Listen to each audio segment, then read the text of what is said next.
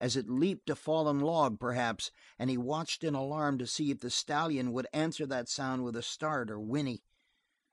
The black lay perfectly still, and instead of lifting up to answer or to look, the head lowered, with ears flat back, until the long, outstretched neck gave the animal a snaky appearance.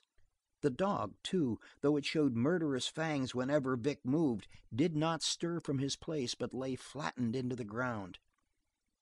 "Cut to the right! Cut to the right, Harry!" came the voice of the sheriff, already piping from the distance as the last of the posse brushed out from the trees. "Yo-ho! Gus, take the left arroyo!" Two answering yells, and then the rush of hoofs fell away. They were cornering the stranger, no doubt, and Vic struggled to lift himself to his feet and watch until a faint sound from the dog made him look down. Bart lay with his haunches drawn up under him, his forepaws digging into the soft loam, his eyes demoniac. Instinctively Vic reached for his absent gun, and then, despairing, relaxed to his former position. The wolf dog lowered his head to his paws, and there remained with the eyes following each intake of Gregg's breath.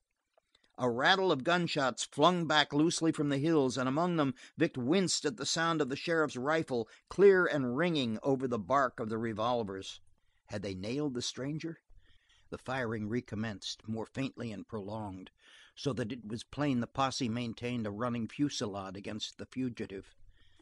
After that, fear of his own growing weakness shut out all else from the mind of Gregg, as he felt his senses, his physical strength flowing out like an ebb tide to a sea which he knew was death. He began to work desperately to bind up the wound and stop the flow of blood, and it was fear which gave him momentary strength to tear away his shirt and then with his teeth and left hand rip it into strips. After that, heedless of the pain, he constructed a rude bandage very clumsily, for he had to work over his shoulder.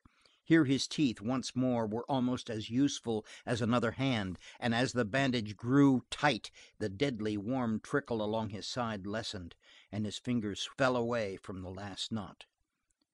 He fainted. End of chapter 6.